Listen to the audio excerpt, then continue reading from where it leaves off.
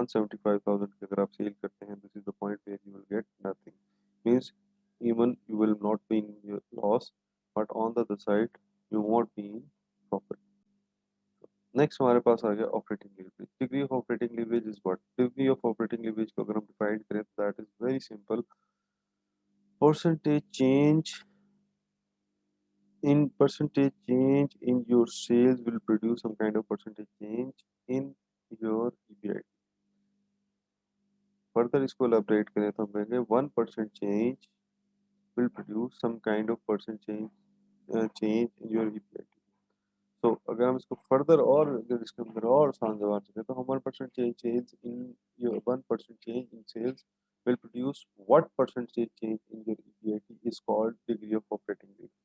इसको अब हम अगर आसान जबान में इसको अपडेट करें, we are basically mean to say कि अगर हमारी सेल्स 1% से चेंज होती है तो हमारी ईबीएटी कितने परसेंट से चेंज होती है? अगर तो हमारी ईबीएटी कम परसेंटेज से चेंज होती है तो दैट डिफाइंस कि EBIT is not that much sensitive, but on the other side if there is only 1% change in your sale and it produces some higher percentage change in your EBIT, that means your EBIT is sensitive.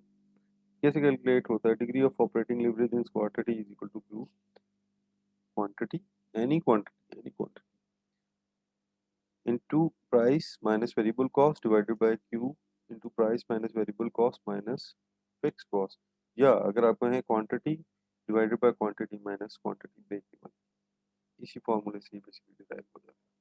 तो आपके पास degree of operating leverage आ जाएगी in term, अगर आपके पास सारा data quantity, variable cost और फिक्स कॉस्ट पे, क्वांटिटी, प्राइस पर यूनिट, वेरिएबल कॉस्ट पर यूनिट एंड फिक्स कॉस्ट। अगर हमने सेल्स में बात करनी है तो it becomes sales minus variable cost है, टोटल वेरिएबल कॉस्ट है, ठीक है, पर यूनिट नहीं है। सो डिस्को sales minus variable cost, any sales divided by any sales, it is not break even sales. तो ब्रेक इवन तो हमने पॉइंट डिटरमिन किए ना, जिसके बाद बेसिकली आपको प्रॉफिट होना शुरू होता है। So any sales minus variable cost, total variable cost minus fixed cost.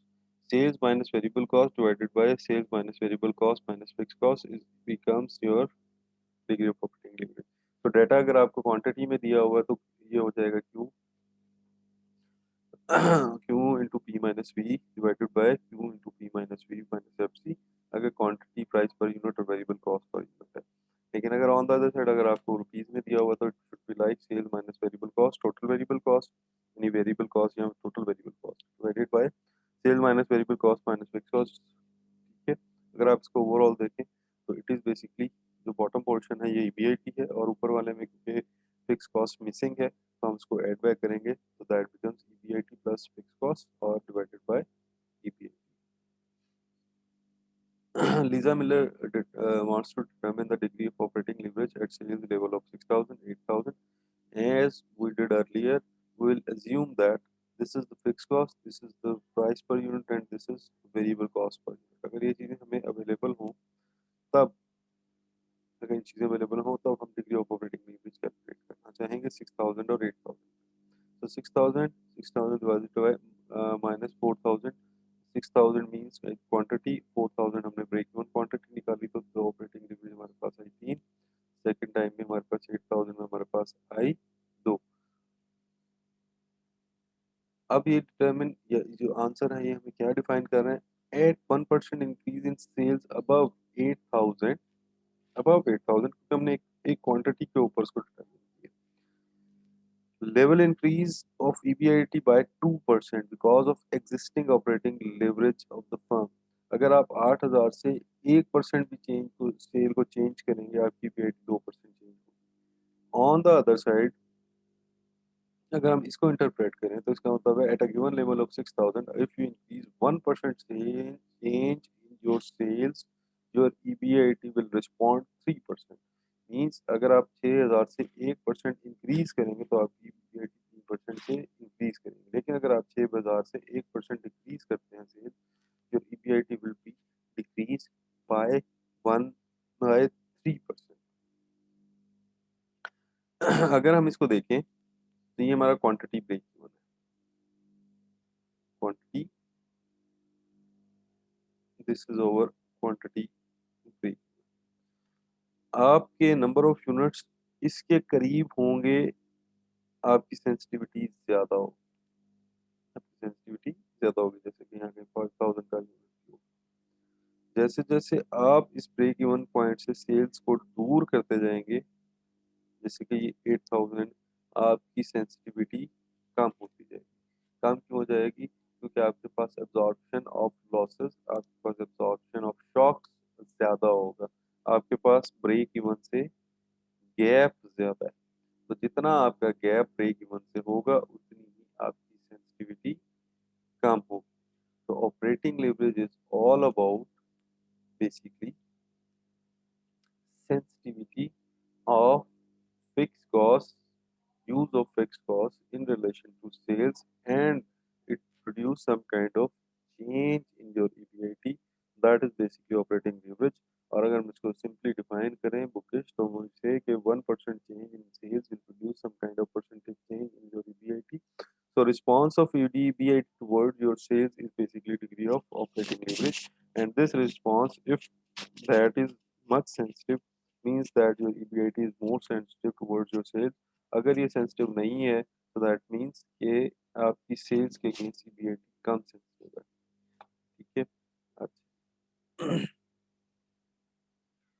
की कंक्लूजन्स क्या होंगे? DOL is a quantitative measure of sensitivity, ये क्वांटिटेटिव मेजर जिससे आप सेंसिटिविटी मेजर करते हैं अपने प्रॉफिट्स की towards sales. The closer that a firm operates to its break even point, the higher the absolute value of DOL। आप अपने break even point के जितना करीब काम करेंगे, यानी आपकी जो सेल्स है अगर वो ब्रेक इवन से थोड़ी सी ऊपर है, तो आपकी सेंसिटिविटी ज़्यादा होगी। When companies form the firm with the highest DOL, the firm will be the most sensitive to change in sales। जिसका DOL सबसे ज़्यादा होगा, that will be the highest sensitive firm।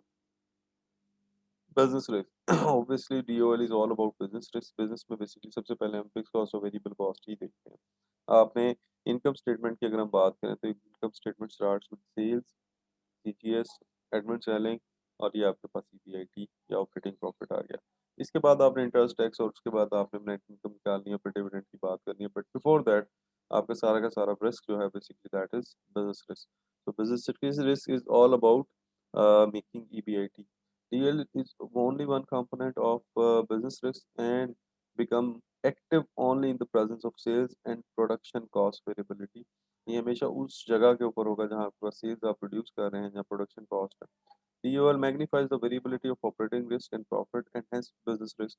ये आपकी वेरिएबिलिटी ऑफ ऑपरेटिंग प्रॉफिट को change करता है, so that's why business risk है। क्यों? क्योंकि आपकी 1% change in sale will produce some kind of percentage change in your EBIT। Like we talk about our previous examples where DOL was 3 and then it was 2, so it was defining that 1% change in sales will be producing 3% change in EBIT.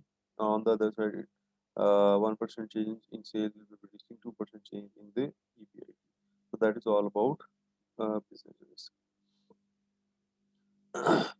Application of DOL for 3 example, अगर आप इसको क्या कहते हैं, जो हमने previously देखी थी एग्जांपल, उनके ऊपर इम्प्लीमेंट करें, so will get something like this. कि एफ की जो फर्म है दैट इज बेसिकली 8, जो फर्म बी है उसकी 2 है, एंड द फर्म 2F थी उसकी 6.6 है। तो इन तीनों में अगर आप ऑपरेटिंग लिवरेज में देखें तो degree of operating leverage form है सबसे ज़्यादा है। So this form is the most sensitive form, and it is defining that 1% change in your sales will produce 8% change in your EBIT।